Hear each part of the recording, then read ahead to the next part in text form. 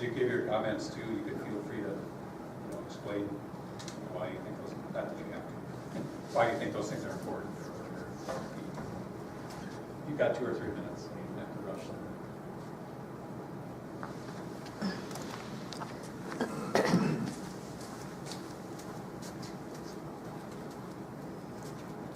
We don't even have to identify ourselves tonight, huh? Not tonight, you don't know. Well, I will anyway, Robin Hensel, and I live at 807 First Street Southeast.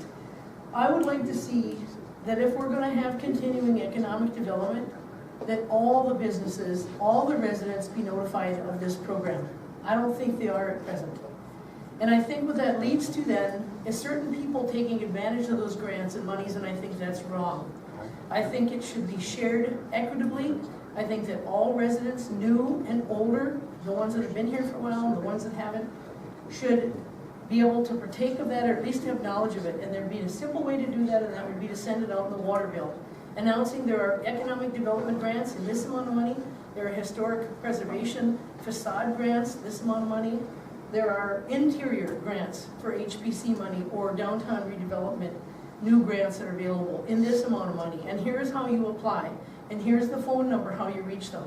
I don't think that's ever been done in this city. Maybe it has, maybe I'm not aware of it, I have not seen it. Talking about having a more welcoming, inclusive city, you bet we do. We have a growing number of people here who seem to be really not very friendly to Muslim people. And I am making friends within the Muslim community on purpose. I have a car out front of my house on purpose to attract people to approach me. I am open to developing friendships of all different cultures and have had for my entire life. So yes, we need that. And along with that, we need new incentives and grants for single working moms and people of diversity to start businesses here. When I came here in 1994, I was poor. I was going through a divorce. I started my own business in downtown. My location was where the mental health drop-in center is now. It was called Fields Forever, a dried and silk floral shop. And I had a business at the time that I marketed to 9 different states, my wholesale business. But I couldn't afford a place to live, a house to live in, and a downtown business. So I was able to live in my store for 2 years until I could afford, through the Rural Housing Service, to get a loan. I fit the income bracket. I had good credit, and I got my home because of Rural Housing Service. That's a wonderful service. And I'm going to be encouraging my friends of all diversity to look into purchasing a home so they'll stay here. I want my new friends to stay here. We need people of different ethnicity. We need some brown and black faces in this audience and on these commissions, and people that are hired by our city and elected officials. Without that, we're never going to thrive. We just simply aren't. Diverse communities thrive. So that's my goal. And then I would also like to ask that the city develop, I don't know if it's called an ordinance or not, but the city just opted out of a wonderful plan that was developed that allows people to stay, their mom or their dad or their person in their family who has a mental illness or physical disability for a short term on their property in some kind of a little housing unit. The city decided to opt out of that, and I don't understand really why. A lot of people can't afford to put their mom or dad in a nursing home, or don't want to. They want to put them in a little, well, that's my other idea. I think the city should develop a plan to allow people who want to have a separate housing for someone with a physical disability or being an older person on their property. So those are my issues. Thank you. Thank you.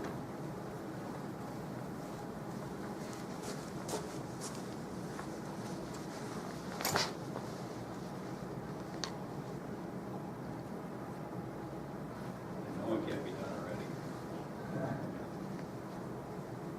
Just feel free to walk up to the podium if you have something to suggest.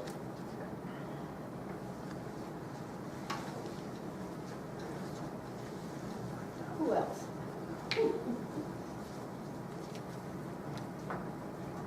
As I look at the lists, I think this could be any city. This same list could be used by almost any city. So I think we have to find out what's different about Little Falls, or what do we really need. And I have rather started to put together what I'm calling at this moment visioneering. I'm putting together a listing, or I should say maybe an outline of things that I think need to be done, but not individual things like we are seeing here, like, you know, a certain thing, but rather an overall look at where are we compared to where we were in 2006. What has happened in between that has changed things? And I don't think until we understand exactly where we are, that we can go forward and do good planning. So that's my goal.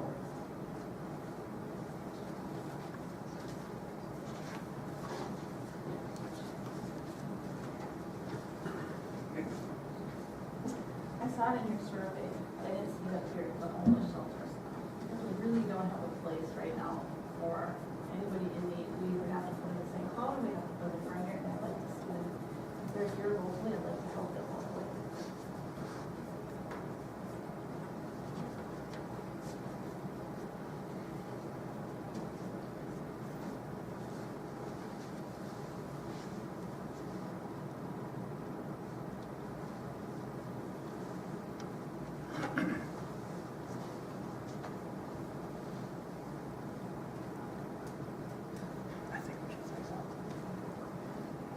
Anybody else?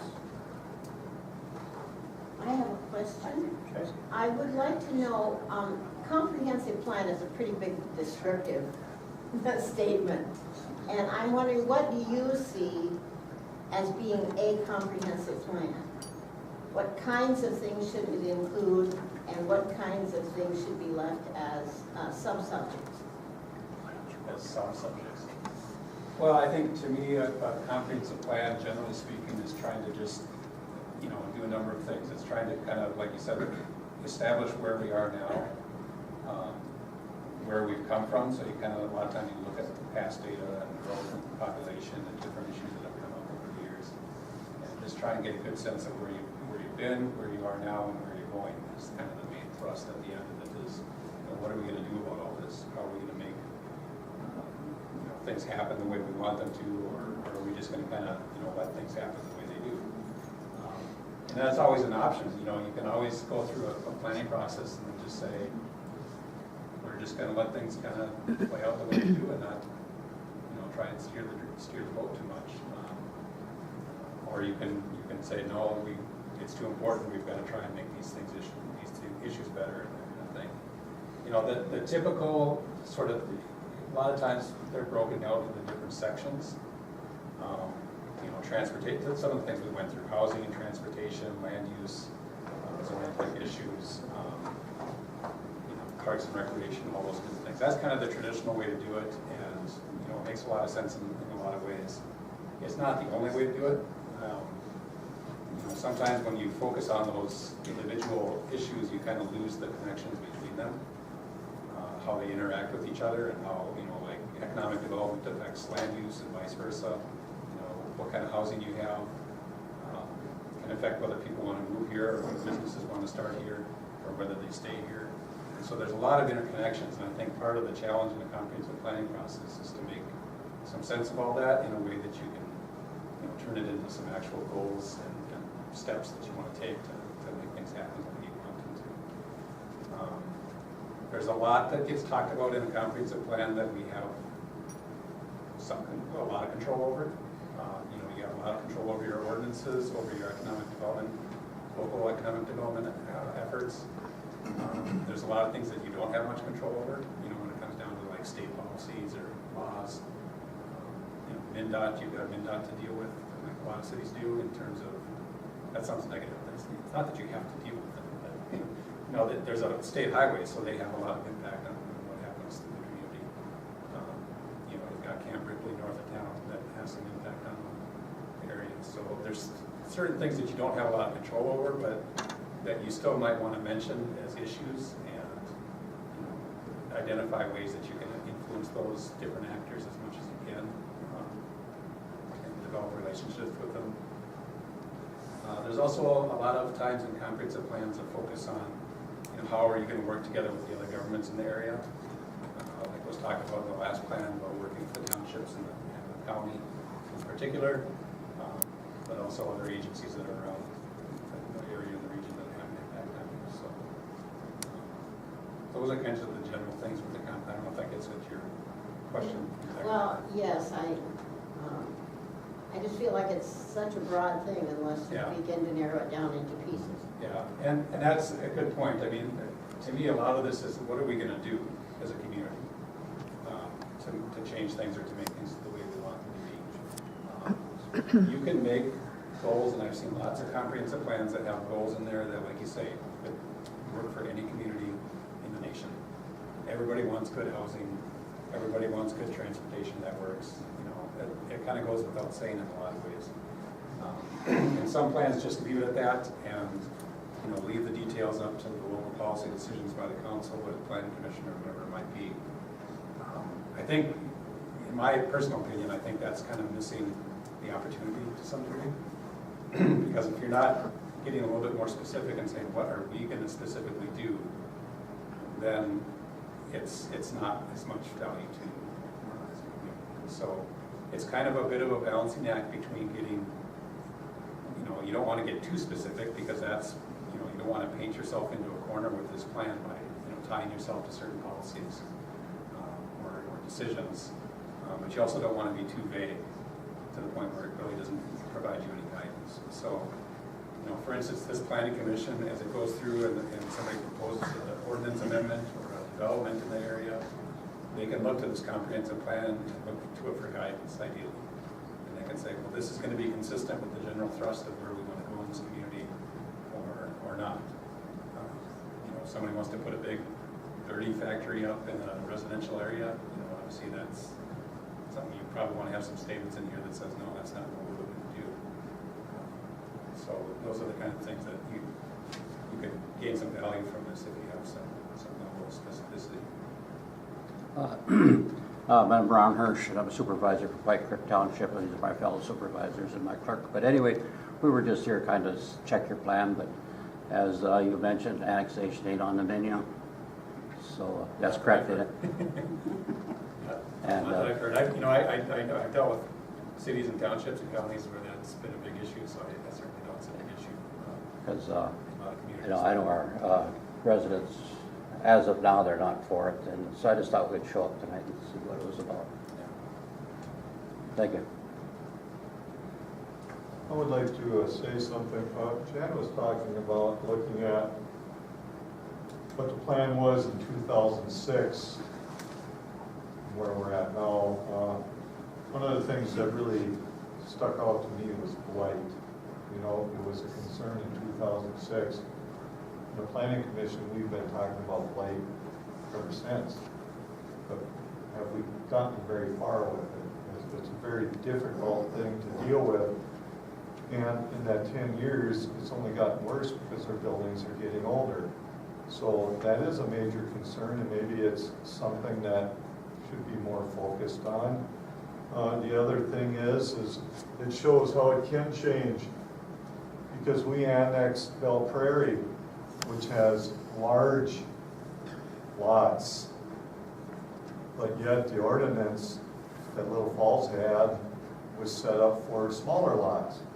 So there's discussions now about maybe doing something about outbuildings because there's larger lots, maybe going to a percentage. How big your lot is how big of a garage you can put up or something, because it wouldn't be fair for somebody in Belle Prairie to have a 5-acre lot and only put up this little garage that an ordinance states is what we put up in town. So things change. Can I say something about that? Sure. I'll go up.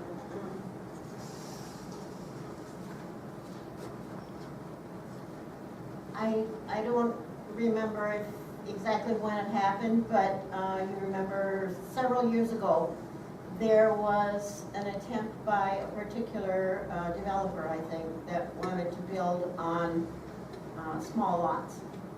Little Falls was mainly made up of 40-foot lots out of 80-foot lots, right? And so that gave you 2 lots in that 80 feet of 40-foot lots. Well, they changed it to this 60-foot lot, which leaves you with 20 feet with nothing to do. Now, as I look at it, people are, across the nation, people are seeking smaller lots, and they're seeking smaller homes. Our granddaughter lives out in St. Joe, and there's a whole development where the lots are of various sizes. And I don't think her lot is much more than 40 feet. But that's what's happening, and also there's a trend toward not only small houses, but the tiny houses. Do you know about the tiny houses? The little, the little things that look like much more than trailer houses. But anyway. Miss Hensel. That's one of her. I already brought that idea to planning for consideration. Well, what I'm saying, and then I saw that recently the city council dealt with someone who had this part lot next to them, and you added it onto their, onto the neighbor's lot, am I correct?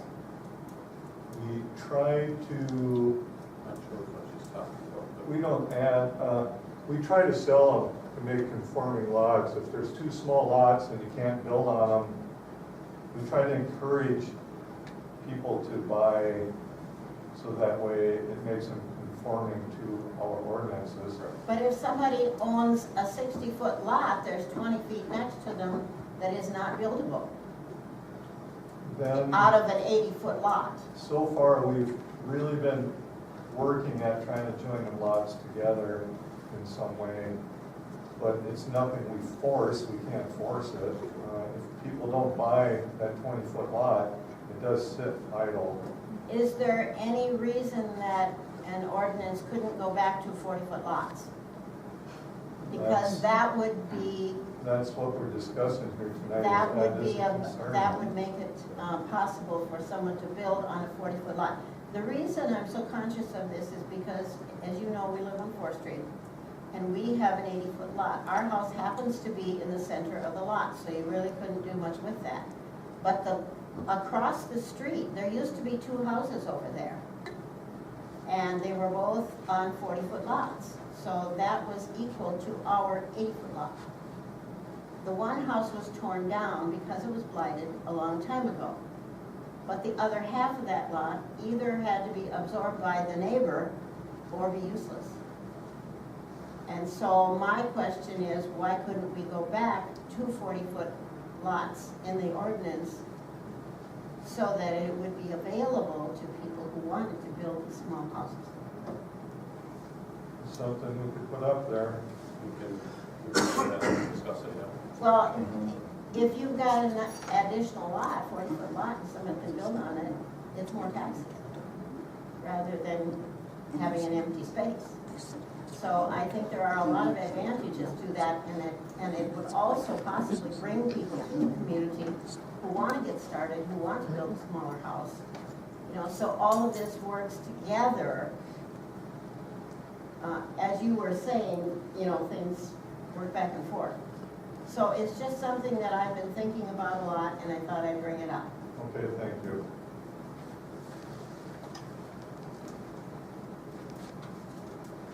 Something kind of on topic though, you guys are talking a lot about like how there's a drug problem in town. I don't understand like why people can complain about something if there isn't something to fix it. So like a drug rehabilitation center or something. Yeah.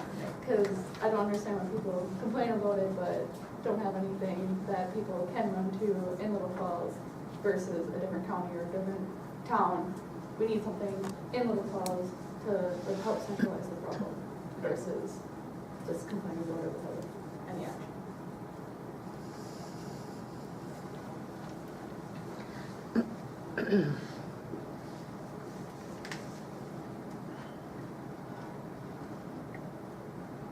Do I have to get up by the microphone? I just want to say, we've lived back in town, we grew up here, but we were gone for 40 years, and we moved back 13 years ago. And I thought the town was pretty dirty when we moved back here. And I want to commend the city and the police department for cleaning up the city a lot. Yes, there's more things to do, but I think it has improved a lot. And my husband also complains a lot about the brush. There's a lot of brush that should be cut down maybe, you know, by some poles and different things, because that would make it look neater also.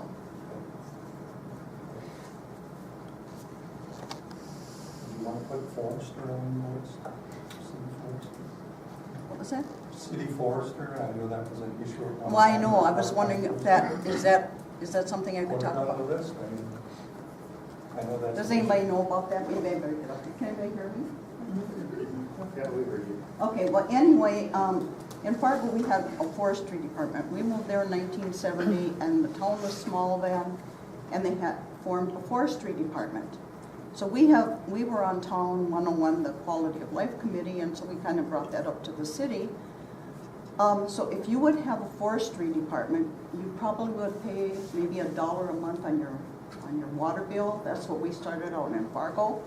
And then when you cut down a tree in your yard, you would block it up and you'd put it on the boulevard and you'd call the forestry department. And whenever they came around weekly or whatever it was, they would pick that up for you. There was no charge. That was paid for by your dollar in the water bill. However, you know, that was a 12-month thing, but I think in our town, we wouldn't have to have it 12 months. Maybe we could get by with 8, 7.